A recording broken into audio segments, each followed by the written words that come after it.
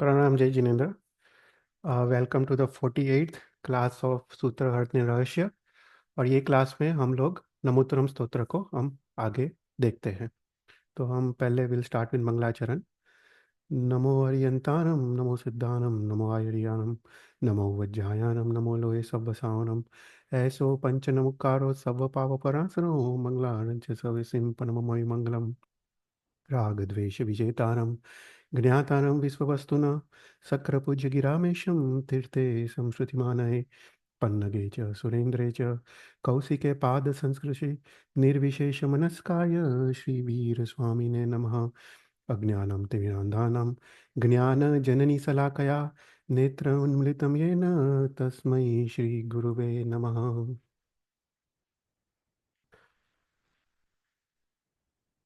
तो नमोत्तरम स्तोत्र, उसका दूसरा नाम है शक्रस्तव।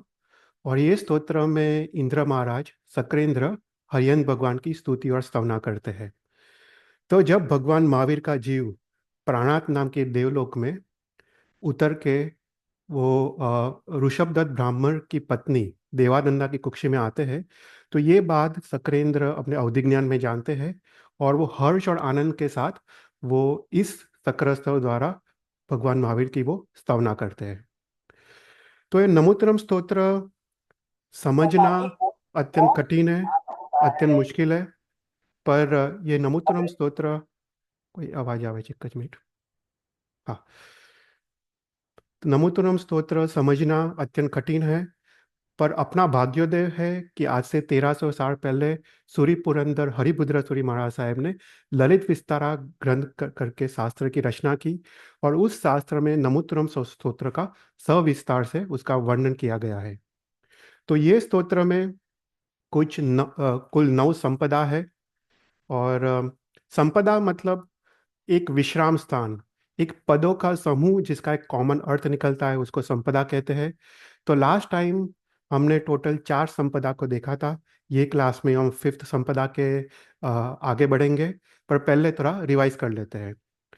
तो सबसे पहले जो जीव है, जो ये स्तोत्र जो स्टार्ट करता है, उसके मन में एक प्रश्न उठता है कि ये स्तोत्र में किसकी स्तवना की गई है। तो ये इसको स्तोतव्य संपदा कहते हैं। तो इसका उत्तर नमोत्तरम अर्यंतारम भगवंतारम। तो इस स्तोत्र में अर्यंत भगवान की स्तवना की गई है। तो सबसे पहले वी स्टार्टेड विद पहली संपदा, स्तोतव्य संपदा, नमोत्तरम हरियंतारम भगवंतारम। तो इसका सामान्य अर्थ है, मैं अर्यंत भगवान को नमस्कार करता हूँ। अभी नमोत्तरम वो 2 शब्द से बना है, नमो और अत्तु। नमो मतलब नमस्कार करना, अत्तु मतलब हो जो। तो हरियन भगवान के गुणों को याद करके अपने मन वचन काया से वो गुणों को अपने अंदर प्रकट करना, उसको नमस्कार कहते हैं। और अथु मतलब हो जो। तो यहाँ पे हम नमस्कार करने का दावा नहीं करते हैं, पर हम नमस्कार करने की प्रार्थना करते हैं। तो हमने लास्ट टाइम देखा था कि नमस्कार के अनेक प्रकार है। पुष्प पूजा, अमीश पूजा मतलब अंग पूजा, अग्र पूजा, भाव पूजा जो स्तोत्र पूजा, और फिर प्रतिपाति पूजा। तो अनेक प्रकार का नमस्कार है। उसमें प्रतिपत्ति पूजा अर्थात भगवान के आज्ञा का पालन, वो सर्व उत्कृष्ट भगवान का नमस्कार है। फिर हमने देखा कि नमस्कार भी अनेक प्रकार के हैं। इच्छा योग का नमस्कार, शास्त्र योग का नमस्कार और सामर्थ्य योग का नमस्कार। तो यहाँ पे जो द्रव्य से नमस्कार करता है, उसको इच्छा योग की नमस्कार की प्रार्थना करनी करनी है। जो इच्छा योग का नमस्कार करता है, उसको आगे बढ़ के शास्त्र योग की नमस्कार की प्रार्थना करनी है। और जो शास्त्र योग का नमस्कार करता है, उसको सामर्थ्य योग के नमस्कार की यहाँ पे प्रार्थना करनी है। तो किसको नमस्कार किया है, तो बोलते हैं अर्यंत भगवान को नमस्कार किया है। अर्यंत का जो सामान्य अर्थ है वो है जो राग द्वेष के जो विजेता है, उसको अर्यंत कहते हैं। और अर्यंत भी 4 प्रकार के हैं, नाम, स्थापना, द्रव्य और भाव अर्यंत। राइट, भगवान का नाम ले उसको नाम अर्यंत कहते हैं। भगवान की मूर्ति, उसका आलम्बन ले उसको स्थापना अर्यंत कहते हैं। द्रव्य मतलब भगवान के केवल ज्ञान के पूर्व की अवस्था, जब भगवान का जन्म होता है, वो भी एक पूजनीय अवस्था है, उसको द्रव्य अर्यंत कहते हैं। और भगवान के केवल ज्ञान की अवस्था, उसको भाव अर्यंत कहते हैं। तो यहाँ पे नमोत्तरम स्तोत्र में भाव अर्यंत को नमस्कार किया है।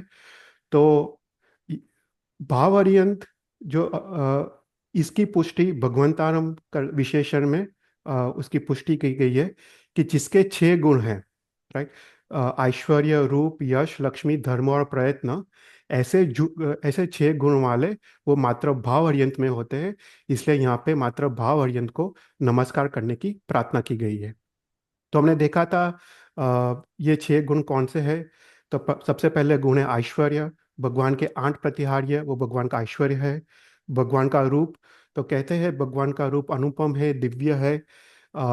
कोटि देव मिलके न करे एक अंगुष्ठ प्रतिछंद, मतलब 1 करोड़ देवता भी अगर एक अंगूठा समान रूप बनाए अपने वैक्रिय लब्धि से, फिर भी भगवान के अंगूठा के सामने वो कोल सूर्य के समान, सामने कोलसे के समान वो प्रतीत होता है। तो ऐसा अद्भुत भगवान का रूप है। यश, भगवान ने कोई बाह्य शत्रु पे विजय प्राप्त नहीं किया है, पर आंतर शत्रु राग द्वेष पे विजय प्राप्त करके उन्होंने यश की प्राप्ति की है। भगवान का लक्ष्मी जो 34 अतिशय है और वाणी के जो 35 गुण है वो भगवान की लक्ष्मी है। भगवान का साइक कक्षा का सम्यक दर्शन, ज्ञान, चारित्र और दानशील तप, भाव रूप धर्म पराकाष्ठा का है। और अंत में प्रयत्न, भगवान अपने उत्कृष्ट वीर्य से उपसर्गों को सहन करते हैं। वो प्रतिमा और कौशल ध्यान में वो स्थिर रहते हैं और अंत में सुख ध्यान से शुक्ल ध्यान में जाने का उत्कृष्ट प्रयत्न दिखाते हैं। तो ये 6 गुण हैं, वो मात्र भाव अर्यंत में ही संभव है। तो ऐसा करके हमने प्रथम स्तोत्रव्य संपदा के बारे में बात किया कि मैं अर्यंत भगवान को, मैं भाव अर्यंत भगवान को भाव नमस्कार करने की प्रार्थना करता हूँ। तो ऐसा उसका अर्थ निकलता है। फिर उसके बाद हमने दूसरी संपदा के बारे में देखा। तो अभी जातक के मन में एक दूसरा प्रश्न उठता है कि यहाँ पे अरिहंत की ही क्यों स्तुति की गई है। अन्य इंद्र, अन्य देव देविया भी वो भी अपने इच्छित फल की पूर्ति करते हैं, तो मात्र अरिहंत की ही क्यों स्तवना की गई है। तो यहाँ पे बताया है कि इन 3 कारणों से अरिहंत की स्तवना की गई है। आई गरानम, तित्तयानम और स्वयं संबुद्धानम। ये 3 कारण इसको सामान्य हेतु संपदा कहते हैं कि ये सामान्य 3 कारण हैं जिसके कारण एकमात्र अरिहंती स्तुति करने के योग्य है। तो पहला हमने देखा आई ग्राणम।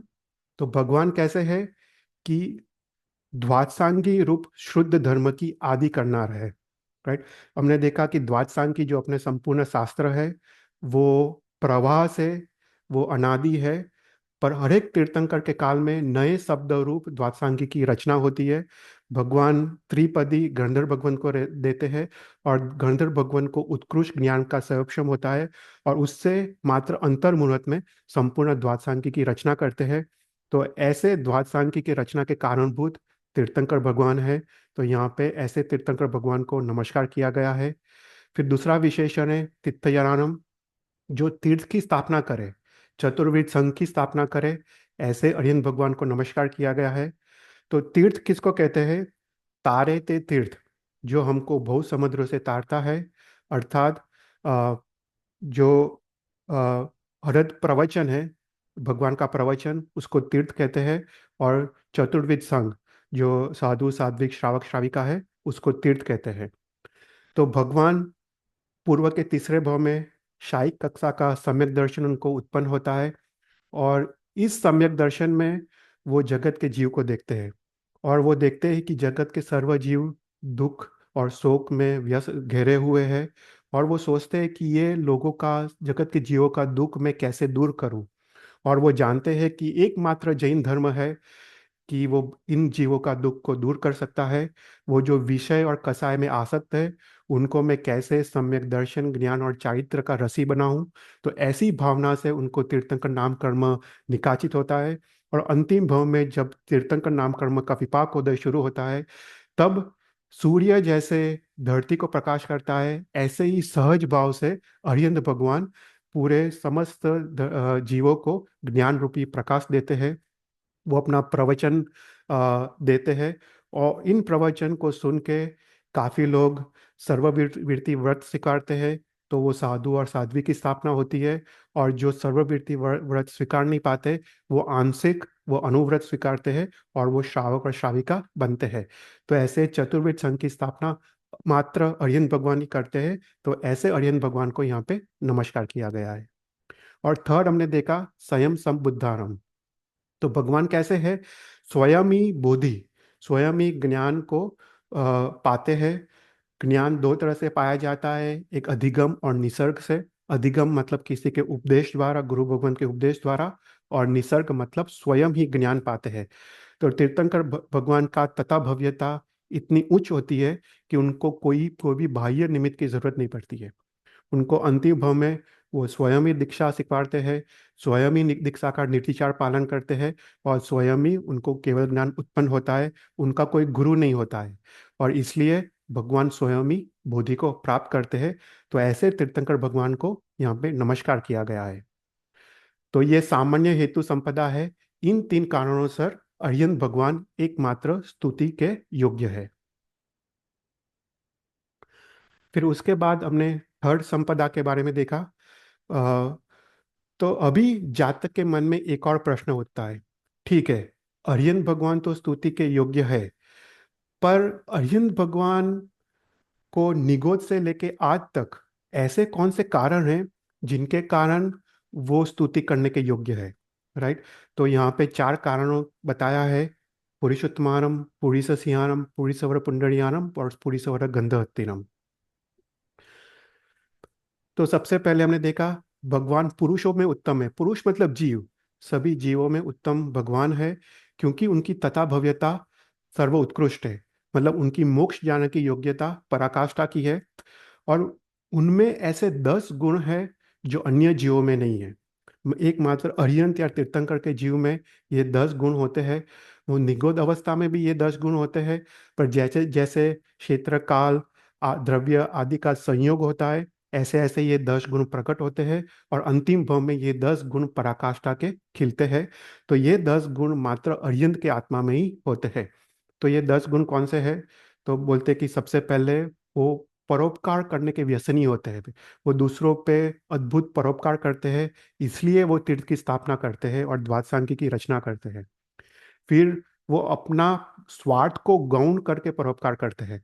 जैसे भगवान महावीर ने अपनी जान के परवाह किए बिना चंद कौशिक नाग के पास गए, तो अपने स्वार्थ को गौण करने वाले होते हैं, उचित क्रिया करने वाले होते हैं।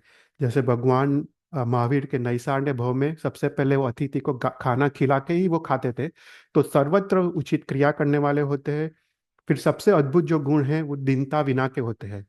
उनको कोई भी दुख आए, परीक्षा आए, वो कभी भी शोकग्रस्त नहीं होते हैं। वो वीर होते हैं, समा वीरस्य भूषणम। उसके कारण उनको समा नाम का गुण प्रकट होता है। वो कभी भी हाय वय करते नहीं है, वो परिसह को समतापूर्वक सहन करते हैं। एक अद्भुत गुण मात्र हरिहंत भगवान में होता है। फिर वो सफल आरंभी होते हैं, मतलब वो दीर्घ दृष्टि होते हैं। वो जो भी क्रिया, जो भी कार्य प्रारंभ करते हैं, उसका सक्सेस उनको मिलता है। और वो उसके बाद वो अपकारी के अपकार को भूल जाने वाले होते हैं। उन पे कभी भी वैर या क्रोध भाव करते नहीं है। उसके बाद वो कृतज्ञता के गुणी होते हैं, मतलब जहाँ पे भी कोई छोटा सा उपकार करे उनके ऊपर, वो सदाकाल के लिए उनको याद रखते हैं। फिर उसके बाद वो वो सात्विक मन वाले होते हैं।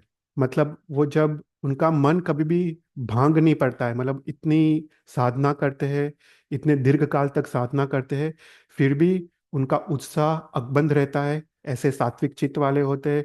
देव गुरु माता पिता का बहुमान करने वाले होते हैं। और गंभीर होते हैं। मतलब गंभीर अर्थात दूसरे के दोषों को पचाना, खुद के गुणों को पचाना। ऐसे अद्भुत 10 गुण मात्र अरिहंत भगवान में होते हैं, इसलिए वो पुरुषों में उत्तम है। फिर उसके बाद हमने देखा दूसरा गुण है, वो पुरुषों में सिंह समान है। सिंह जैसे सूरवीर होता है, क्रूर होता है, गंभीर होता है, ऐसे ही अरिहंत भगवान कैसे है?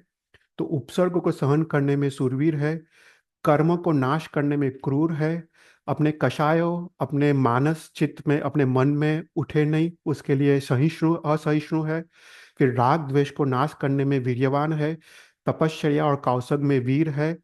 वो छोटे मोटे उपसर्ग, जैसे सुधा, तरस आदि वेदना को अवज्ञा करने वाले होते हैं।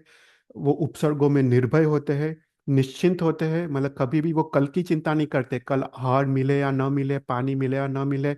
वो सदाकाल निश्चिंत होते हैं, अखिन्न मतलब खेद रहित होते हैं। वो लंबी साधना में वो उनका चित्त अकबंध, उत्साह अकबंध रहता है, और वो ध्यान में स्थिर और निष्कंप होते हैं। तो ऐसे 10 गुण उनके सिंह समान होते हैं, इसलिए उनको पुरुषों में सिंह समान कहा है। फिर उसके बाद हमने थर्ड गुण देखा, पुरीश्वर पुंडरीयानम। पुरीश्वर पुंडरीयानम मतलब पुरुषों में, जीवों में श्रेष्ठ कमल की तरह। तो जैसे कमल कादव में उगता है, वो पानी में वृद्धि पाता है, उसी प्रकार अरियन भगवान वो संसार रूपी कर्म में बड़े होते हैं, और देवता ही दिव्य सुख में उनकी वृद्धि होती है, पर दोनों से अलिप्त रहते हैं। जैसे कमल जैसे अलिप्त रहता है, ऐसे ही हरिन भगवान अलिप्त रहते हैं। कमल जैसे सुंदर है, ऐसे ही हरिन भगवान 34 अतिशयों से सुंदर है। कमल जैसे लक्ष्मी का निवास स्थान है, ऐसे ही अरियन भगवान गुण संपत्ति का निवास स्थान है। कमल को देख के जैसे चक्षु में आनंद आता है, मन प्रफुल्लित होता है, ऐसे ही अरियन भगवान सम्यक दर्शन ज्ञान चारित्र देख के लोगों को आनंद प्राप्त कराते हैं। कमर जैसे देव मनुष्य और तिर्यन से सेव्य है, मतलब देव और मनुष्य कमर का उपयोग करते हैं फूल पूजा में के वक्त, उसी प्रकार सभी जीव अर्यंत की उपासना करते हैं। और कमर जैसे सुख का कारण है, ऐसे ही अर्यंत भगवान वो मोक्ष रूपी सुख का कारण है। तो इस 8 कारणों से भगवान को कमर की उपमा दी गई है। और लास्ट जो था वो पुरी सवर गंध हस्तिनम। तो पुरुषों में श्रेष्ठ गंध हस्ती समान है। हस्ती मतलब हाथी। गंध हस्ती ऐसा आती है जिसके गंध स्थल से एक सुगंधी मद झड़ता है, और ये मद के सुगंध से ही क्षुद्र प्राणी अन्य हाथी घबरा के चले जाते हैं। हाथियों को इन प्राणियों के साथ युद्ध करने की जरूरत नहीं पड़ती, वो स्वयं ही चले जाते हैं। ऐसे ही अरियन भगवान जहाँ पे भी विहार करते हैं, आर्यन भगवान को कोई भी साधना, मंत्र तंत्र या लब्धि का प्रयोग नहीं करना पड़ता, पर मात्र विहार के पवन से ही अतिवृष्टि, अनावृष्टि, 7 प्रकार का भय सब कुछ चले जाता है। तो वो पुरुषों में श्रेष्ठ गंध हस्ती समान है। तो यहाँ पे हमने थर्ड संपदा के बारे में देखा। फिर उसके बाद लास्ट क्लास में हमने फोर्थ संपदा देखा था कि अम, अभी जातक के मन में एक और प्रश्न उठता है। वो कहता है, ठीक है, मेरे को पता चला कि अरिहंत की क्यों, अरिहंत ही क्यों स्तुति करने के योग्य है। हमने उसके सामान्य कारण देखे, और हमने विशेष कारण देखे। अभी उसके मन में प्रश्न उठता है कि ठीक है, अरिहंत ही स्तुति करने के योग्य है, पर उससे मुझे क्या फायदा। अरिहंत अरिहंत को मैं स्तुति करूं, उससे हमको क्या फायदा। तो यहाँ पे उसको फोर्थ संपदा कहा है, उसको उपयोग संपदा कहते हैं। तो ये 5 विशेषणों द्वारा इसको समझाया है कि जगत के जीवों को उससे क्या फायदा। तो सबसे पहले कहते हैं कि वो लोक में उत्तम है। तो हमने लास्ट क्लास में देखा था कि हर एक जो विशेषण है उसमें जो लोक शब्द है उसका अर्थ अलग अलग है। जो पहला जो लोक है उसमें जीवास्तिका है, जीवास्तिकाय में मात्र भव्य जीव लेना है। तो वो सभी भव्य जीवों में उत्तम है अरियन भगवान कि उनकी तथा भव्यता, मोक्ष जाने की योग्यता इतनी पराकाष्ठा की है कि उनको जब सम्यक दर्शन उत्पन्न होता है उसको वरबोधि कहते हैं। और ये वरबोधि जगत के सर्व जीवों के कल्याण के लिए होता है। वो इस वरबोधि के कारण ही वो द्वादशांगी की रचना करते हैं और तीर्थ की स्थापना करते हैं, और अनंत जीव वो मार्ग पे चल के मोक्ष प्राप्त करते हैं, इसलिए वो लोक में उत्तम है। फिर हमने देखा कि वो लोक के नाथ है। यहाँ पे लोक शब्द का अर्थ है कि जो भव्य जीव है, भव्य जीव भी 2 प्रकार के हैं, एक आसन भव्य और एक दुर्भव्य। तो दुर्भव्य यहाँ पे मात्र आसन भव्य लेना है। आसन भव्य मतलब जो निकट मोक्षगामी है, जो अर्ध पुद्गल परावर्तन काल से अंदर आ गया है, चरमावर्त में आया है, उसके लिए भगवान नाथ है। तो नाथ किसको कहते हैं कि जो योगक्षेम करे उसको नाथ कहते हैं। कि जो अप्राप्त वस्तु का योग करा है, जो प्राथमिक धर्म से लेके मोक्ष तक का योग करा है, और जो प्राप्त हुए हुए गुणों का संरक्षण करे उसको क्षेम कहते हैं। तो भगवान ऐसे आसन भव्य जीवों के वो नाथ है, क्योंकि ऐसे जीव ही भगवान का नाथ रूप स्वीकारते हैं, उनकी शरण स्वीकारते हैं, उनकी आज्ञा का पालन करते हैं, वो अपने कषायों को दूर करने की कोशिश करते हैं और गुणों को प्रकट करने की कोशिश करते हैं। तो ऐसे जीवों के लिए ही भगवान नाथ समान है। फिर हमने देखा कि भगवान कैसे है कि लोग लोग हियानम, तो समस्त लोक का हित करनार है। तो यहाँ पे जो लोक शब्द है वो पंचास्तिकाय है। जीवास्तिकाय, पुद्गलस्तिकाय, धर्मास्तिकाय, अधर्मास्तिकाय और कारद्रव्य और फिर आकाशस्तिकाय। तो ऐसे समस्त पंचास्तिकाय का हित करनार है। तो हमने देखा वो हित कैसे करते हैं कि जब कोई जीव का हित होता है, राइट, तब स्व पर का हित होता है। जैसे वो जीव विचार समझाते हैं और जीव विचार समझ के जीव हिंसा से लोग बचते हैं। जब जीव हिंसा से लोग बचते हैं तो जो जीव की रक्षा हुई उसका तो हित होता है, पर जो जीव हिंसा नहीं करता उसका भी हित होता है, उसको भी पाप कर्म नहीं लगता है। तो इस प्रकार से स्व पर का हित करने वाले होते हैं। और फिर अजीव का भी हित करने वाले होते हैं। वो कैसे? तो हमने देखा कि अजीव में पर का हित हो या ना हो, स्व का तो हित स्वयं ही होता है। कि जैसे हमने देखा अगर कोई गाड़ी चला रहा है और गाड़ी अगर कोई थामले पे टकरा है, राइट, तो थामले का अहित हो या ना हो वो सेकेंडरी है, पर स्वयं का तो अहित होता है। तो उसी प्रकार जो अजीवास्तिकाय को समझ के उसका उसकी रक्षा करता है, उसमें स्वयं की ही रक्षा होती है। तो ऐसी ऐसे पंचास्ति काय का वो हित करनार है। फिर उसके बाद हमने देखा कि लोक परिवारम, यहाँ लोक शब्द से मात्र सम्यक दृष्टि जीव लेना है। कि सम्यक दृष्टि जीवों के लिए भगवान प्रदीप समान है, दीपक समान है। क्योंकि जो घोर मिथ्यात्वी है उसके लिए तो भगवान दीप अदीपक समान ही है। जैसे कोई अंधे को अगर दीपक दिखाए तो उसके लिए दीपक अदीपक ही है, उसी प्रकार घोर मिथ्यात्व के लिए वो भगवान अदीपक ही है। पर जो सम्यक दृष्टि जीव है उसके लिए भगवान दीपक समान है, वो तत्व का बोध कराते हैं। और अंत में हमने देखा लोक पज्योग्रानम, यहाँ पे लोक शब्द से मात्र गंधर्व भगवंत लेना है। कि वो गंधर्व भगवंतों के लिए प्रद्योतकर है, मतलब सूर्य समान है, राइट। तो भगवान जब जब समोषण की रचना होती है और गंधर्व योग्य जीव को त्रिपदी देते हैं, तब वो उपनयी वा, विघ्नेय वा, दुहेय वा, वो तीन शब्द कहते हैं। तो ये तीन शब्द से मात्र गंधर्व भगवंतों को ही उत्कृष्ट ज्ञान का संरक्षण होता है और वो अंतर्मुहूर्त में द्वादशांकी की रचना करते हैं। अन्य जीव भी ये शब्द सुनते हैं समोसरण पे, ऊपर उनको ज्ञानावण्य कर्म का संरक्षण नहीं होता है। तो मात्र गर्दन भगवंतों के लिए वो सूर्य समान है। और अ, गंधर्व भगवान, उनको सर्व अक्षर सन्निपाति का ज्ञान है, औपता औपतात्मिक बुद्धि के धारक है। ऐसे गंधर्व भगवान उत्कृष्ट पुण्य लेके आए हैं, भगवान के प्रथम शिष्य का पुण्य लेके आए हैं। तो उनके लिए ही भगवान सूर्य समान है, राइट। तो यहाँ पे दिखाया है कि भगवान से हमको क्या लाभ। तो इन पांच विशेषणों से हमको वो पता चलता है। तो ये थोड़ा ब्रीफ इंट्रोडक्शन हुआ। अभी हम आगे बढ़ते हैं। कोई क्वेश्चन हो तो पूछना।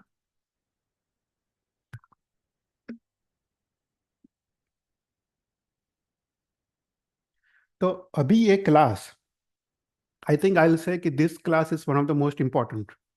क्योंकि यहाँ पे मोक्ष मार्ग दिखाया गया है कि हमको कैसे, कौन से स्टेप्स पे आगे बढ़ के हमको मोक्ष की प्राप्ति होती है, वो यहाँ पे दिखाया गया है। इसलिए I consider this one of the most important classes.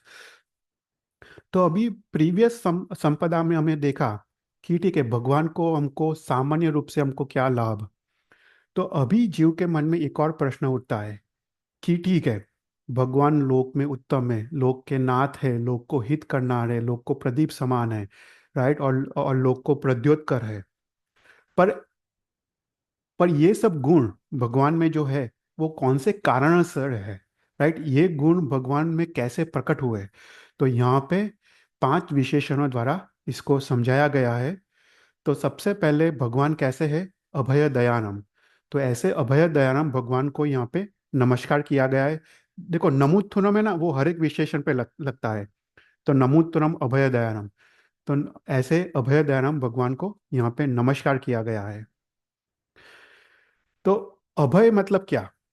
तो भय का अभाव, भय मतलब बीक, डर, घबराहट, उसको भय कहते हैं। ये भय मोहनीय कर्म से उत्पन्न होता है। राइट, अगर किसी को कर्म ग्रंथ पता है, उसमें मोहनीय कर्म के 28 भेद है।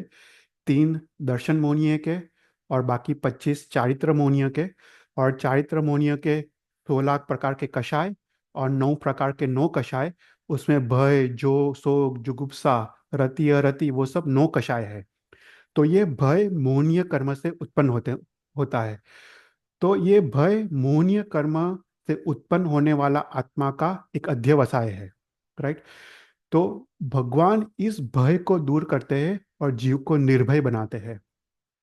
तो ये भय सभी जीवों में होता है। राइट।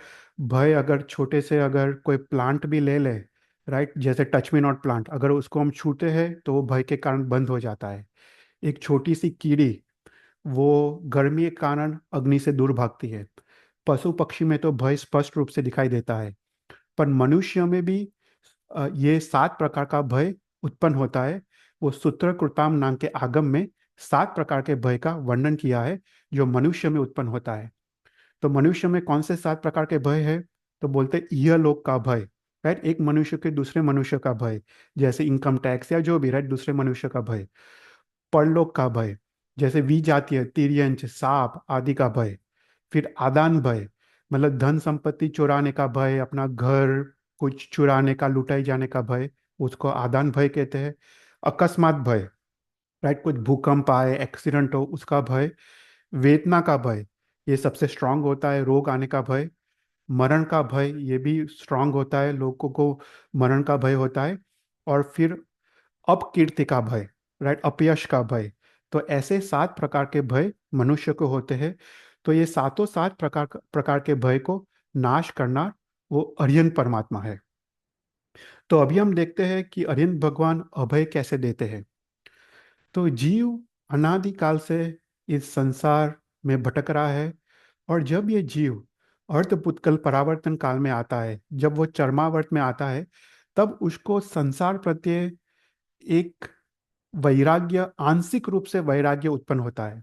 उसको संसार असार लगता है, संसार के प्रति निर्वेद भाव उत्पन्न होता है, और ये संसार बंधन रूप लगने लगता है। उसको ये जो संसार के सुख है, शरीर का सुख, स्नेही सगा संबंधियों का सुख, और पैसे विषयों का सुख, उसको अ, उसको उसमें दुर्दशा दिखाई देती है। उसको पता चलता है कि शरीर है तो रोग अवश्य आएगा। पैसे को कमाने के लिए कष्ट है, उसका रक्षण करने के लिए भी कष्ट है। और स्नेही जो आज है वो तो कल होने वाले नहीं है, तो वो भी टेम्पररी है। तो उसको ये वास्तविकता का उसको ख्याल आता है। तो उसको संसार के प्रति एक आंशिक एक वैराग्य उत्पन्न होता है। और उसके कारण क्या होता है? उसको भगवान के प्रति बहुमान भाव उत्पन्न होता है। देखो, भगवान वितराग है, और संसार का सर्जन राग पे होता है। तो जब संसार के प्रति वैराग्य उत्पन्न होता है, तभी भगवान के प्रति एक बहुमान भाव यथार्थ रूप से उत्पन्न होता है। और जब जीव को भगवान के प्रति एक बहुमान भाव उत्पन्न होता है, तब मोहनीय कर्म का क्षय होता है। और इस मोहनीय कर्म के क्षय से भय का क्षय होता है, और निर्भयता की प्राप्ति होती है। तो उस प्रकार से भगवान निर्भयता को देनार है। तो मात्र एकमात्र अरिहंत है जिसके प्रति बहुमान भाव प्रकट होने से ये मोहनीय कर्म का क्षय होता है। दूसरे दूसरे अन्य के प्रति, देव देवी के प्रति अगर बहुमान भाव उत्पन्न हो तो उससे मोहनीय कर्म का क्षय नहीं होता है। तो एकमात्र अरिहंत का ही अचिंत्य शक्ति है, ऐसा सामर्थ्य है कि उससे मोहनीय कर्म का क्षय होता है, और उससे निर्भयता की प्राप्ति होती है। तो यहाँ पे एक समझना चाहिए कि ये जो स्टेप्स बताए, अभय दयाराम, चक्कु दयाराम, मगध दयाराम, शरणम, ये स्टेप वाइज है। सबसे पहले जीव को अभय आता है, उसके बाद चक्षु आता है, उसके बाद मार्ग आता है, उसके बाद शरण आता है, और उसके बाद बोधि आती है। तो यहाँ पे मोक्ष जाने का मार्ग बताया है। तो ये जो निर्भयता है, वो चित्त चित्त की, मन की स्वस्थता स्वरूप है। मन स्वस्थ हो जाता है अगर जीव निर्भय हो। देखो, अगर मन भयभीत हो, मन चंचल हो, तो उसमें धर्म रुचि, धर्म अभिलाषा प्रकट नहीं हो सकती है, क्योंकि मन चंचल है। पर जब मन एक स्वस्थ होता है, निर्भय होता है, तो ऐसे मन में ही आगे जाके धर्म के प्रति रुचि, धर्म के प्रति अभिलाषा प्रकट होती है। तो यहाँ पे अरिहंत का ही ऐसा एक सामर्थ्य है, जिसकी गुणगान, जिसका ध्यान, जिसके जाप हमको मन को स्वस्थ बनाता है और निर्भय बनाता है। तो अरिहंत भगवान अ, अभयदाता कैसे है? क्योंकि अरिहंत भगवान के चार गुण हैं। वो उत्कृष्ट गुण के संपन्न है, अचिंत्य शक्तिशाली है, और वो स्वयं निर्भय है, स्वयं अभय है, और वो परहित को करनार है। देखो, अगर किसी में कोई दोष हो तो उसके अंदर मोहनीय कर्म है, और ऐसा जीव तो निर्भय हो नहीं सकता। और जो स्वयं निर्भय ना हो वो दूसरों को अभय कैसे दे सकता है? तो मात्र एकमात्र अरिहंत ही ऐसे है जो दूसरों को निर्भयता दे सकते हैं। कि जैसे, राइट, कोई प्रजा है, राजा अगर निर्भय है तो प्रजा भी निर्भय रहती है।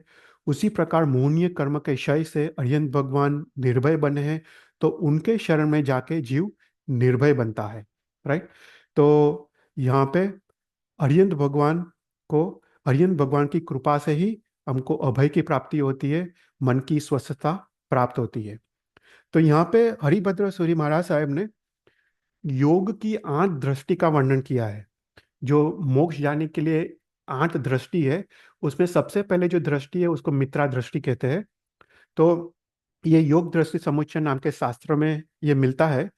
तो यहाँ पे जीव को जब निर्भयता प्राप्त होती है, वो योग की प्रथम दृष्टि में आता है। तो ये मित्रा दृष्टि क्या है? कि मित्रा दृष्टि में तत्व का मंद या आंशिक बोध शुरू होता है, उसको भगवान के प्रति बहुमान भाव प्रकट होता है, चित्त यहाँ पे स्वस्थ होता है, और वो आत्महित की चिंता शुरू करता है, और उसको भगवान रूपी मित्र की प्राप्ति होती है यहाँ पे। राइट। जब भगवान पे बहुमान भाव प्रकट होता है तो यहाँ पे भगवान और भगवान के प्रवचन बोध रूपी मित्र की प्राप्ति होती है, इसलिए उसको इसको मित्रा दृष्टि कहा है। तो ये भगवान के अनुग्रह से ही हमको निर्भयता और अभय की प्राप्ति होती है, और हम प्रथम मित्रा दृष्टि में प्रवेश करते हैं। तो सबसे पहले भगवान अभय को देना रहा है। फिर उसके बाद भगवान कैसे है? चक्षु को देना रहा है सेकंड स्टेप में। चक्षु मतलब द्रव्य चक्षु नहीं, पर धर्म के श्रद्धा रूपी भाव चक्षु को भगवान देना रहा है।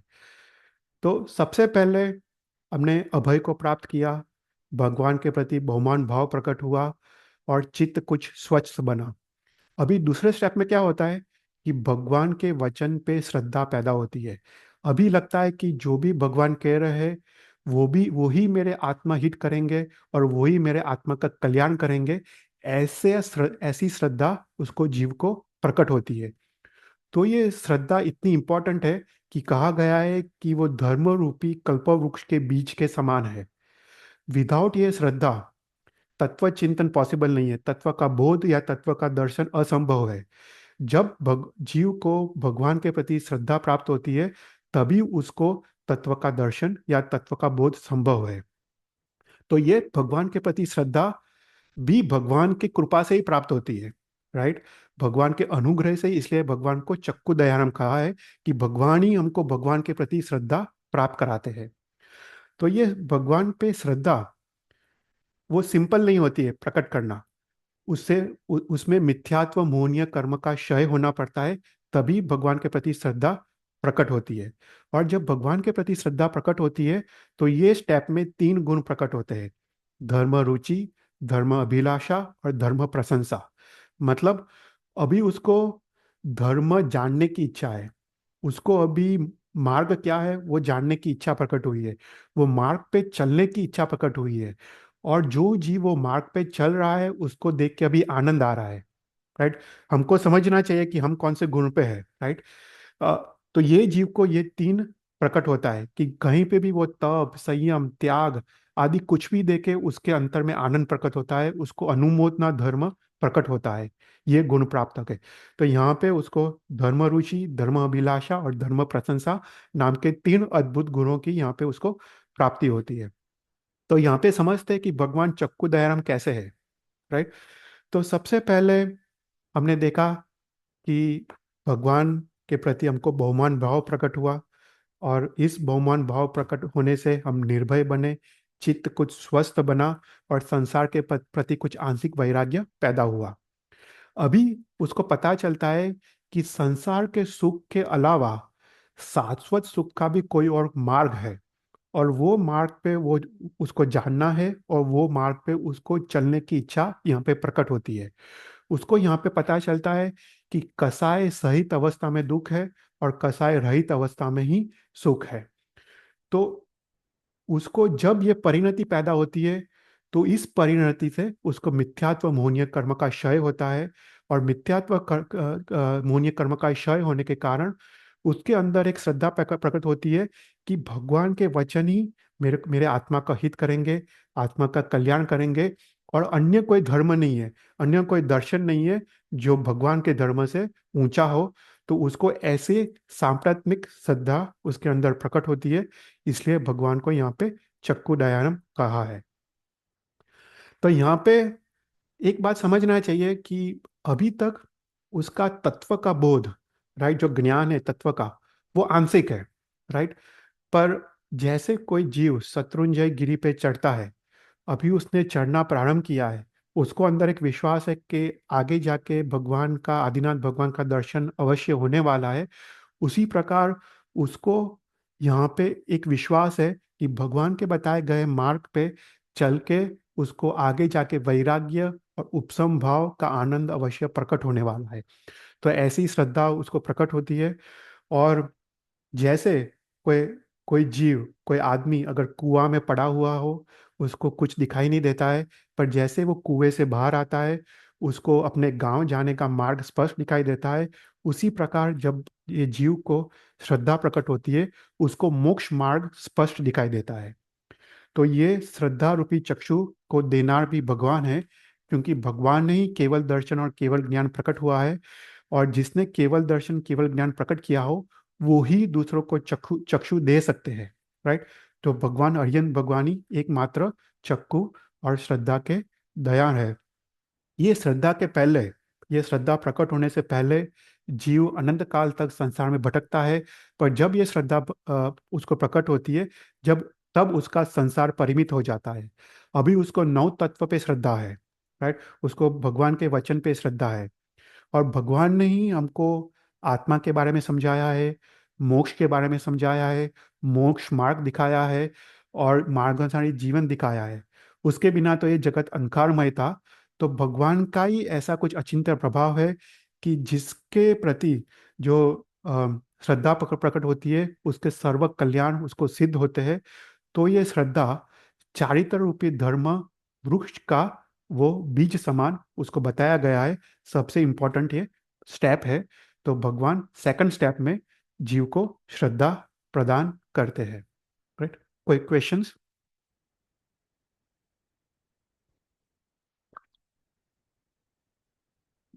राइट। तो दो स्टेप्स हुए मोक्ष मार्ग के, राइट। पहले भगवान के प्रति बहुमान प्रकट हुआ, निर्भयता की प्राप्ति हुई।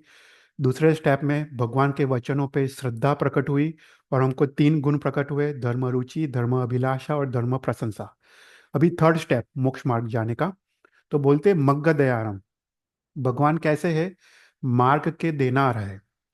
जो मार्ग पे चल के आगे जाके मोक्ष की प्राप्ति होने वाली है, जो मार्ग पे चल के कषायों का क्षय होने वाला है, गुणों की वृद्धि होने वाली है, और ऊंचे ऊंचे गुणस्थान की प्राप्ति होने वाली है, ऐसी चित्त की अवस्था, ऐसे मन की अवस्था को मार्ग कहते हैं, राइट। तो ये मार्ग अर्थात क्या? तो बोलते हैं कि चित्त का अवक्र गमन, उसको मार्ग कहते हैं। तो वक्रता मतलब जड़ता। और वक्रता मतलब क्या? कि जीव अनादिकाल से संसार में है, उसको संसार के सुख अच्छे लगते हैं, संसार में सुख की सामग्री अच्छी लगती है। उसके कारण वो धर्म की उपेक्षा करता है और धर्म की सामग्री की उपेक्षा करता है, और उसको वक्रता कहते हैं, जड़ता कहते हैं। तो यहाँ पे भगवान चित्त की अवक्रता देते हैं, मतलब सरलता देते हैं। तो ये मोक्ष मार्ग का थर्ड स्टेप है, वो है चित्त की सरलता। तो इसका अर्थ क्या? तो हम सोचते हैं कि सबसे पहले भगवान, राइट, भगवान ने हमको क्या दिया? निर्भयता दिया।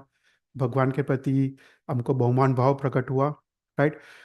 उसके कारण हमको कुछ आंशिक वैराग्य प्रकट हुआ। पुद्गल का रस हमको टूटा, राइट। फिर उसके बाद नेक्स्ट स्टेप में हमको भगवान के प्रति श्रद्धा प्रकट हुई। हमको अभी मोक्ष मार्ग जानने की इच्छा हुई, मोक्ष मार्ग पे चलने की इच्छा हुई। और जहाँ पे भी जीव मोक्ष मार्ग पे चलते उसको देख के हमको आनंद प्रकट होता है, तो हमको चक्षु की प्राप्ति हुई। पर स्वस्थ चित्त और भगवान पे श्रद्धा वाला चित्त, वो जड़ हो, वो वक्र हो, तो तत्व चिंतन पॉसिबल नहीं है, तत्व का बोध पॉसिबल नहीं है। तो चित्त की वक्रता क्यों होती है? तो बोलते हैं कि चित्त की वक्रता वो सानुबंध मिथ्यात्व मोहनीय कर्म के उदय से होती है। सानुबंध मतलब परंपरा से मिथ्यात्व मोहनीय कर्म का उदय हो, उसको सानुबंध कहते हैं।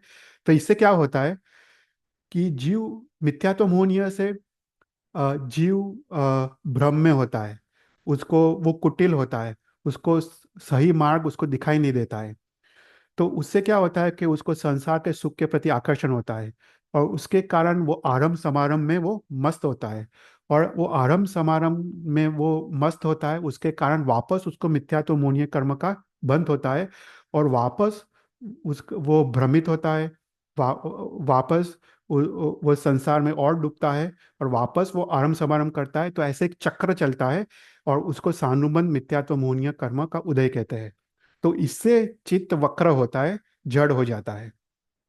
पर भगवान की कृपा से हमको चित्त की सरलता की प्राप्ति होती है, भगवान के ही अनुग्रह से हमको चित्त की सरलता की प्राप्ति होती है। कि जैसे कोई सांप है, जैसे कोई सर्प है, वो जब अपने दर में जाता है तो वो स्ट्रेट लाइन में अंदर जाता है।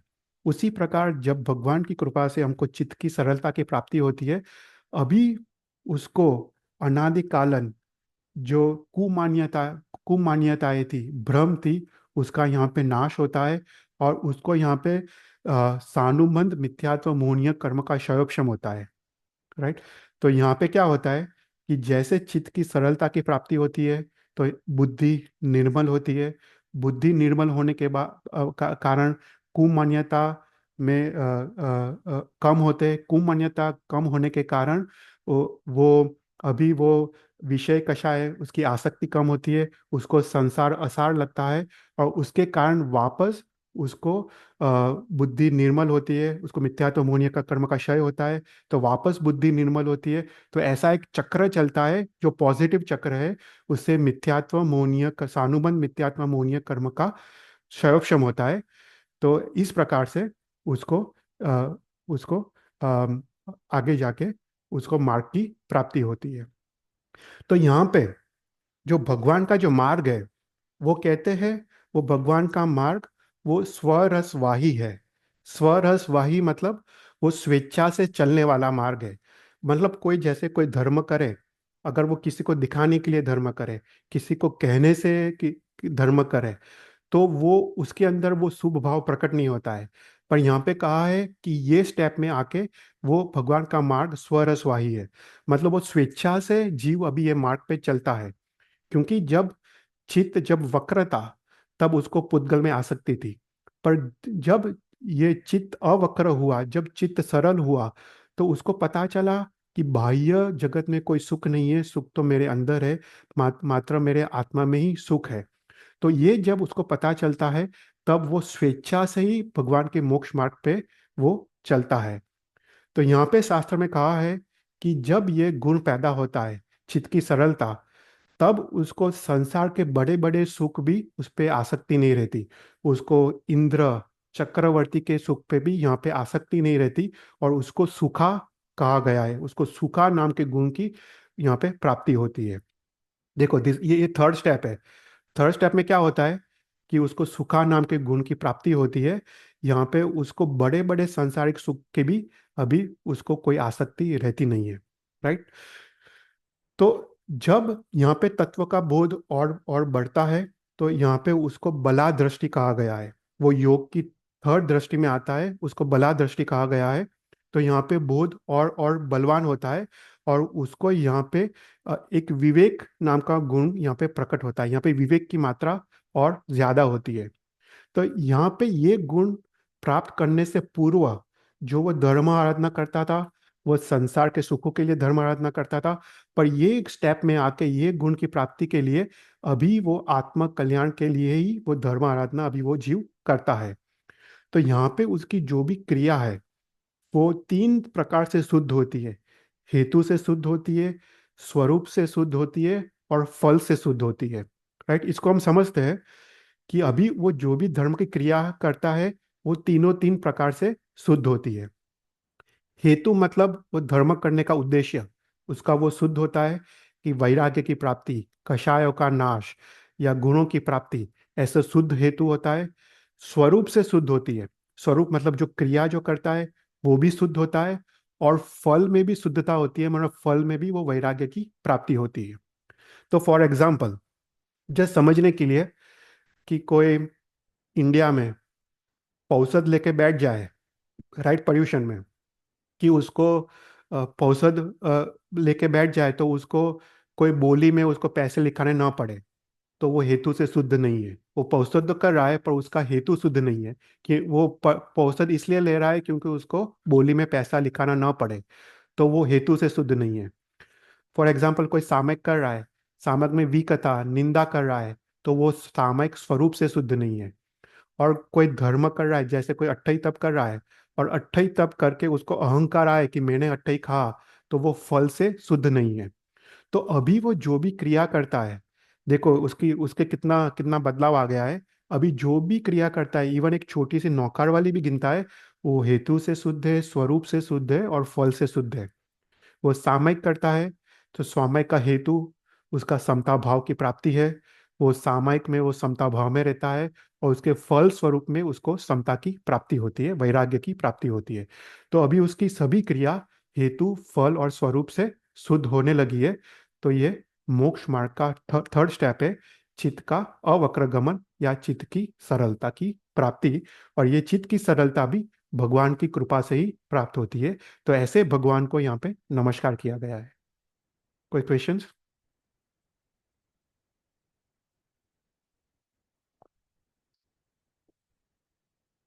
और फोर्थ स्टेप है, वो फोर्थ स्टेप है अभी, वो है शरण दयानम। ओके। शरण दयानम मतलब भगवान कैसे है? भगवान शरण देनार है। शरण मतलब रक्षा करनार है, मतलब पीड़ित को रक्षा करनार है। तो यहाँ पे जो राग द्वेष की पीड़ा से, प्रबलता से जो पीड़ित है, उसको रक्षण करनार है। तो ये चित्त की शांति के स्वरूप है, राइट। तो फोर्थ स्टेप में क्या प्राप्त होता है? राग द्वेष की प्रबलता कम होती है और चित्त की शांति हमको प्रकट होती है। तो ये चित्त की शांति कैसे प्रकट होती है? तो बोलते हैं कि तत्व चिंतन से चित्त की शांति प्रकट होती है, राइट। तो अभी, राइट, वापस मैं हर बार थोड़ा रिपीट करता हूँ कि हम कैसे ऊपर चढ़ रहे हैं, राइट। तो सबसे पहले हमने क्या देखा? सबसे पहले स्टेप में हमको भगवान के प्रति बहुमान भाव प्रकट हुआ, राइट, चित्त की स्वस्थता प्रकट हुई। दूसरे स्टेप में हमको भगवान के प्रति श्रद्धा प्रकट हुई, और हमको धर्म रुचि, धर्म अभिलाषा और धर्म प्रशंसा नाम के गुण प्रकट हुए। थर्ड स्टेप में हमको चित्त की सरलता की प्राप्ति हुई, राइट, विवेक की मात्रा बढ़ी, चित्त की सरलता की प्राप्ति हुई। और अभी फोर्थ स्टेप में यहाँ पे तत्व चिंतन की प्राप्ति होती है, और ये तत्व चिंतन से चित्त की शांति की प्राप्ति होती है, राइट। तो ये तत्व चिंतन भी भगवान के अनुग्रह से ही प्राप्त होता है। तो यहाँ पे ये अभी जीव सम्यक दर्शन के एकदम नजदीक आ गया है, राइट। अभी उसको फिफ्थ स्टेप में बोधि की अर्थात सम्यक दर्शन की प्राप्ति होगी। पर ये सम्यक दर्शन का पूर्व का स्टेप है, उसको कहते हैं तत्व चिंतन। और यहाँ पे उसको बुद्धि के 8 गुण प्रकट होते हैं, राइट। तो यहाँ पे ये स्टेप में उसको अपने बुद्धि के 8 गुण यहाँ पे प्रकट होते हैं। तो ये 8 गुण कौन से हैं? तो सबसे पहले उसको शुश्रूषा शुश्रूषक नाम का गुण की प्राप्ति होती है।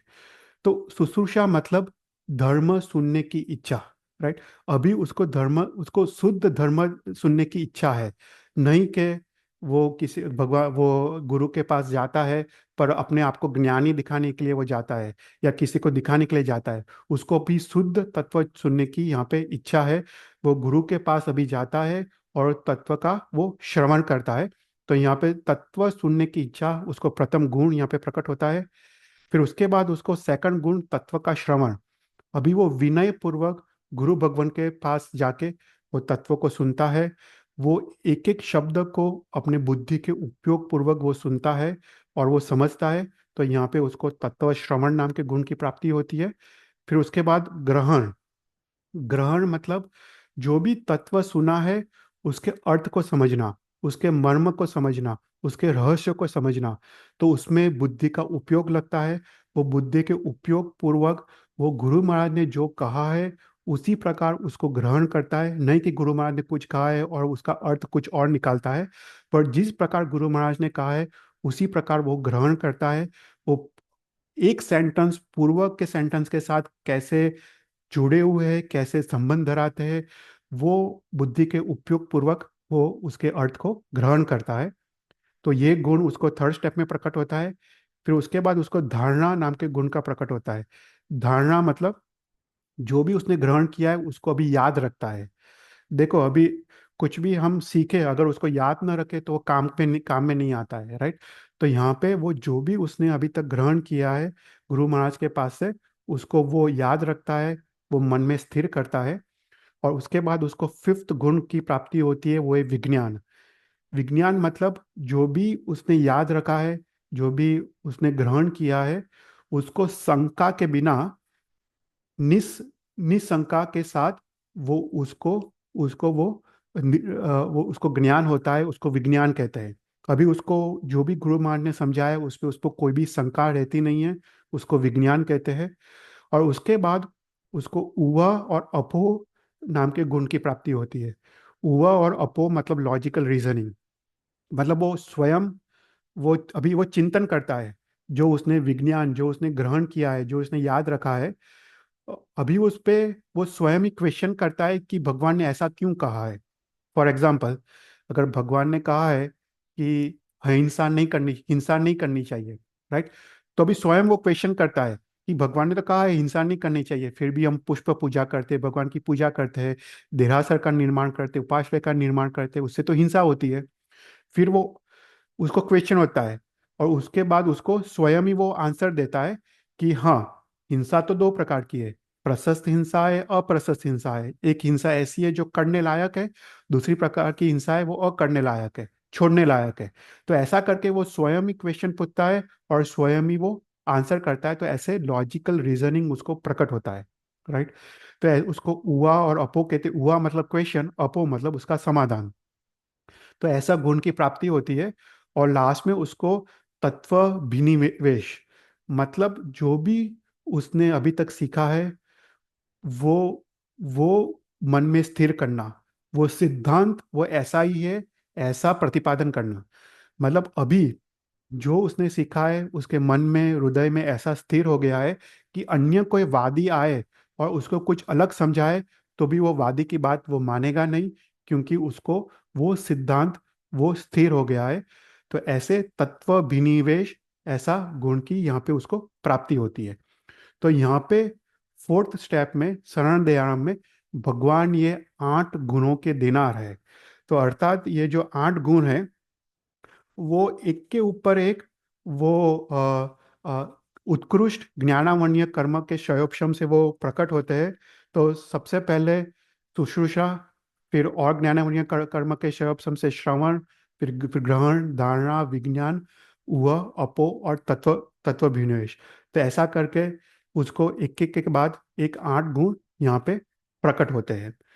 तो भगवान कैसे कैसे शरण दयाराम है, तो यहाँ पे लिखा है कि ये संसार को जंगल की उपमा दी गई है, राइट। कि ये संसार एक जंगल है और इस जंगल में आ, कषाय, अविरति और मिथ्यात्व की झाड़ियां उगी हुई है। और इस झाड़ियों में जीव फंस गया है। और दुख की बात तो ये है कि उसको पता भी नहीं है कि वो फंस गया है, राइट। और उसको इस संसार में उसको कंटिन्यूअस उसको दुख आते रहते हैं। कभी कषायों के दुख, कभी राग द्वेष के दुख, उसको दुर्गति जाने का भय, उसको कंटिन्यूअसली शोक और दुख में वो ग्रस्त रहता है। और जब ये भगवान का शरण की प्राप्ति होती है तब वो कुछ सोचता है कि ऐसा क्यों हो रहा है, कि ये संसार में कभी जन्म है कभी मरण है।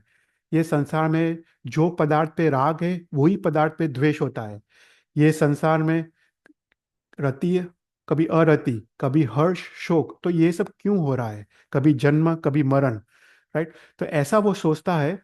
और उसको फिर पता चलता है, और वो सोचते सोचते उसको लगता है कि भगवान ने बताए गए मार्ग को को चलने से ही मैं ये संसार रूपी झाड़ियों से मुक्त हो पाऊंगा, और जो जो अनंत आत्मा के अनंत आनंद जो जो प्रकट होने वाला है, वो भगवान के मोक्ष मार्ग पे चल के ही वो प्राप्त होगा।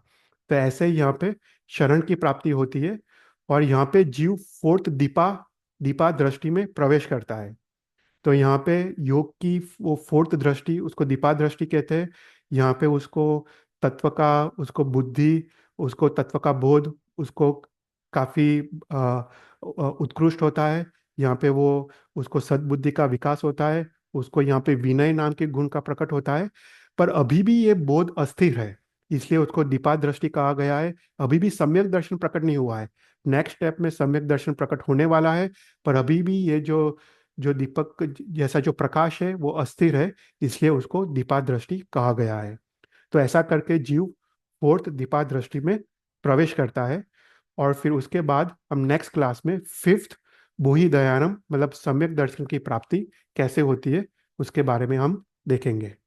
तो यहाँ पे अभय दयाराम, चक्कु दयाराम, मंगल दयाराम, शरण दयाराम और बोहि दयाराम, ये 5 पदों द्वारा हमको एक मोक्ष मार्ग भगवान ने हमको दिखाया है। तो यहाँ पे हम आज का प्रवचन समाप्त करते हैं, और अभी कोई भी क्वेश्चंस हो तो यू कैन आस्क। પ્રણામ ચૈત્યભાઈ. हाँ, प्रणाम। હા, આપ કઈ કઈ બુકમાંથી આ કરાવો છો? આ કઈ બુક? આ મતલબ બે ત્રણ બુકનું ભેગું છે. એક લલિત વિસ્તાર ગ્રંથ છે જ આખો, હરિભદ્ર મહારાજ સાહેબનો. તો એની ભુવન ભાનુ મહારાજ સાહેબે પરમ તેજ નામની શાસ્ત્રની રચના કરી છે. તો પરમ તેજ ભાગ 1 ને ભાગ 2, તો એમાં બહુ જ ઊંડાણમાં આપ્યું છે. આ તો ખાલી થોડું થોડું ઉપરથી લીધું છે. પણ જેવી રીતે ઇવન જેવી રીતે આ શરણ દયારામ, એના પર એટલીસ્ટ 15-20 પેજીસ હોય, રાઈટ? એટલે એટલું એટલું ઊંડાણથી આપ્યું છે. પણ એમાંથી આપણે જે બેઝિક્સ હોય એ જ લીધું છે. પણ એ લલિત વિસ્તાર ગ્રંથ હું રિફર કરું છું. અને પછી આપણે પ્રબોધ ટીકા, ભદ્રન કસોરી મહારાજ સાહેબની પ્રબોધ ટીકા, તો એમાં એમાં નમૂત્તમ સ્તોત્રનો અર્થ આપ્યો છે. એ તો એ 2 કે 3 બુકને કમ્બાઈન કરીને આવી રીતે હું અર્થ લઉં છું. બસ સરસ છે, ખૂબ જ સરસ. આ ક્લાસ આપ રવિવારે નહીં રાખી શકો? રવિવારે આપણે તીર્થંકરનો ક્લાસ હોય છે ને, એટલે એક ક્લાસ આપણે first Friday of the month હોય છે, અને બીજો ક્લાસ આપણે second Sunday of the month હોય છે. એટલે તીર્થંકર અમારે ચરિત્ર પણ એક બીજો બીજો ક્લાસ ચાલે છે, તમને ખ્યાલ હોય તો. આ ટાઈમમાં છે ને અમારે ક્લાસીસ હોય છે બીજો, એટલે આજે અચ્છા, જરા અમારી હોલિડે હતી એટલા માટે મારથી અચ્છા, આ ક્લાસ એટેન્ડ અચ્છા, અચ્છા, એટલા બરાબર, માટે બરાબર, બરાબર. અમે સન્ડે છે ને પંકજભાઈ નો ક્લાસ લઈએ, તેની આગળ પાછળ આપ જો ક્લાસ લેતા હોય ને તો અમે હા, હા. એટેન્ડ કરી શકીએ એમ. અચ્છા, અચ્છા, હા, એટલે પપ્પાનો આમ ઇન્ડિયામાં રવિવારે સવાર હોય અને અહીંયા શનિવાર રાત હોય. હા હા શનિવાર રાત હોય. સારું, હું હા જોઉં છું, વિચારું છું. જો હા હા કદાચ આપણે અ, કદાચ શિફ્ટ કરાવતો હોય, આમ તો રવિવારે મને બહુ વાંધો નથી, કારણ કે આ મહિનામાં એક જ વાર હોય છે. એટલે અચ્છા અચ્છા રવિવારે પણ આમ આમ વાંધો ના હોવો જોઈએ. અમ, તો એવું કરાય, એક સન્ડેના, એક ફર્સ્ટ સન્ડેના, એક બીજા સન્ડેના બીજો ક્લાસ. હા એટલે હા એવું હા. એવું કશું કરાય, એવું કશું કરાય. આ તો આપની આજે લિંક હતી ને એમાં તો હા, હા. જોઈન થઈ, અને અમારો ક્લાસ નહીં હતો. અમારો છે ને યોગ બિંદુનો ક્લાસ હોય છે આ અચ્છા, ટાઈમે અચ્છા, સેટરડે. બરાબર, બરાબર. એટલા માટે નથી આજે અનુકૂળ હતું એટલે મેં ક્લાસ જોઈન કર્યો. તો એવું થાય છે કે આ હા, ક્લાસ નિયમિત ભરીએ તો થોડું સારું એમ. સારું, સારું. મારા છે ને બધા યુટ્યુબના રેકોર્ડિંગ્સ બધા ઓનલાઈન છે જ. હું તમને અચ્છા અચ્છા લિંક્સ તો બધી મોકલીશ. આમ અચ્છા આમ આમ તો આ ક્લાસ હું છેલ્લા 4 વર્ષથી લઉં છું. એટલે અચ્છા ઘણા અચ્છા ઘણા બધા સૂત્રો, બધા નૌકાર મંત્રથી સ્ટાર્ટ કર્યું હતું. નૌકાર, બરાબર. પછી લોગસ, જય વીરાય, પુકરવતી, પછી ભક્તામણ, ઘણા બધા સૂત્ર કમ્પ્લીટ કર્યા. અને અચ્છા અચ્છા બધા આવી રીતે ઊંડાણપૂર્વક જ લીધા છે બધા. અચ્છા અચ્છા. હા, પણ બધા રેકોર્ડિંગ તો છે જ, હું તમને રેકોર્ડિંગ તો મોકલીશ. કારણ કે શ્યોર શ્યોર. આ 48th ક્લાસ છે, એટલે 47 ઓલરેડી ઓલરેડી થઈ ગયા છે. હા, અચ્છા અચ્છા. પણ મેં કીધું કે એક આ લિંક મોકલું બીજા ગ્રુપ્સમાં પણ, તો કોઈને જોડાવું હોય હા, તો જોડાય. કારણ કે નમુથણમમાં તો એટલું બધું ડિટેલિંગ છે ને કે બહુ બહુ. આપણે જેટલું હમ. હા. અને હમ. અમે લોકોએ આ પણ કર્યું છે ને યોગ દ્રષ્ટિ હા, સમુચ્ચય. યોગ દ્રષ્ટિ એટલે તમને ખ્યાલ હશે, આવતી દ્રષ્ટિ વધી, દીપા હા, દ્રષ્ટિ. એટલે આમ હા, ઇન્ટરેસ્ટિંગ છે બધું આમાં. અને હા. અર્થ પણ બધા વ્યવસ્થિત તમારા ચાલે છે એટલે હા હા હા, તમારું તો ઘણું ચાલે છે, મને બધું ખ્યાલ છે. મિક્સ થઈ હા ગયું ને એટલે આપણને ગમે છે એમ કે હા સરસ છે હા હા હા, ક્લાસ. તમે તો ટીચર પણ છો ને પાઠશાલામાં ત્યાં આગળ? હા હા હા હા, હા બરાબર બરાબર. ઇન્દિરાબેન એટલે ઓજેમાં છો ને તમે? હા ઓજેમાં છે હા. સૌથી વધારે નંબર ફર્સ્ટ માર્ક એમને આવ્યા છે ચૈતરભાઈ. હા, મને ખ્યાલ છે. પપ્પાના ક્લાસીસમાં હમ. આવે જ છે, અને એ તો હા ઘણું આવું બધું છું. ઘણું બધું કરે છે. હા ત્યાંથી જ મને આપની લિંક મળી ને આજે, તો આજે અમારો સારું. ક્લાસ નહીં હતો સવારે, તો મેં કીધું જોઈન્ટ કરું એમ. ના, કઈ વાંધો નહીં, ચૈતરભાઈ રવિવારે રખાશે. ખરું પંકજભાઈના સન તરીકે હું આપને ઓળખું કારણ કે હા આપ હા, દ્વારા જ ચાલુ હોય છે અમારી લિંક. પણ બરાબર. આપનો ક્લાસ પહેલી વાર જોઈન્ટ કર્યો, પણ રિયલમાં ચૈતરભાઈ બહુ સરસ, રિયલમાં હા, એકદમ થેન્ક યુ ફાઇન. ના, ભગવાનની કૃપા. હા, પણ હમ બાકી બધાને કેવું છે, રવિવારે ફાવે એવું છે સાંજે? મીનાબેન, હા અમે આરતીબેન? લોકો બધા હા, અમને ફાવશે. રવિવારે ફાવે ફાવે. ફાવે ફાવે હા. આરતીબેન, તમને ફાવે પપ્પાના રવિવારે? ક્લાસની આગળ પાછળ આપ લઈ લેશો ને તો ચાલશે ચૈતરભાઈ. હાજી, હા રવિવારના ફાવશે. હા હા, હા ફાવશે એટલે હા. રવિવારે એટલે છે ને, મારે રવિવારે એટલે તમારે સોમવાર સવાર હોય, ઇન્દિરાબેન. એવું છે હા અચ્છા એ મેં ફાવે? આજે નહીં નહીં મેં રવિવાર એટલે અમારું ઇન્ડિયાના રવિવાર અચ્છા, બોલ. ના, કારણ ઇન્ડિયાના કે રવિવાર. એ તો ફાવે નહીં, કારણ કે શું છે કે પપ્પાનો પછી શનિવારે હોય છે ને, સાડા 8. એટલે અચ્છા અચ્છા એટલે અમારે અહીંયા શનિવારે સાંજે હોય પપ્પાનો, તમારે રવિવાર સવાર અચ્છા હોય. એટલે અહીંયા હું અચ્છા રવિવારે લઉં તો તમારે સોમવાર સવાર થઈ જાય.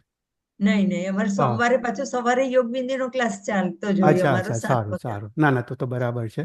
હા હા હા. હા હા, એટલે થોડું રવિવારે થોડું. શું અમારે રજા હોય એટલે રવિવારે આવા એક્સ્ટ્રા ક્લાસ હોય તો અમે જોઈન કરી શકીએ કારણ કે હા, ઓજેમાં છે ને એટલે અમે એને એકવાર એ પણ નહીં કરી શકીએ હમ. અને મોટા ગ્રંથોના ક્લાસ ચાલુ હોય ને બરાબર તો આપણે બરાબર. હમ. એ નહીં કરી ના ના ના શકીએ. ના, બરાબર છે. યોગ બિંદુ ને બધું તો ડેફિનેટલી. હા ના ના, હા એવું એ કંઈ પડવું ના જોઈએ. ના, હું વિચારતો હતો, પણ હા, તો કદાચ સેટ ના થાય, કારણ કે શું છે, પપ્પાનો પછી શનિવારે હોય છે ને, તો પછી મારે પછી લેટ થઈ જાય, કે તમારે બહુ બહુ અર્લી થઈ જાય. હું જેવી કે સપોઝ 7 વાગે રાખું ક્લાસ, તો તમારે સવારે 5:30 થઈ જાય, રાઈટ? અચ્છા અચ્છા હા, એટલે હા એટલે બહુ. અને પછી હું 10 વાગે અહીંયા રાખું તો પછી મળે લેટ થઈ જાય, 11:30 થઈ જાય યુએસમાં. હા. હા, એટલે થોડું. પણ હું રેકોર્ડિંગ મોકલતો લઈશ, એટલે રેકોર્ડિંગ સાંભળજો. સારું હા સારું હા, હું એવરી ક્લાસ પછી હું રેકોર્ડિંગ અને તમને પ્રીવિયસ ક્લાસીસની બધી લિંક્સ તો મોકલું છું તમને. હા શ્યોર શ્યોર હા હા હા હા, ઓકે ઓકે. થેન્ક યુ હા હા થેન્ક હા, યુ જય ઓકે જિનેન્દ્ર. સારું, તો અહીંયા પ્રણામ આપણે સમાપ્ત કરીએ. એક નોકાર ગણ લઈએ. નમો હરિયંતાનમ, નમો સિદ્ધાનમ, નમો આયરિયાણમ, નમો ઉજ્જાયનમ, નમો લોય સવ સાવનમ મેસો પંચનમુક્કારો સવ પાપણાસનો મંગલાંચ સહજ બ્રહ્મંગલમ. જી નાગના બોલાયો તો ઈચ્છાએ તો. થેન્ક યુ ચૈતરભાઈ. Thank you. થેન્ક યુ, ચૈતલભાઈ. Thank you. Thank you.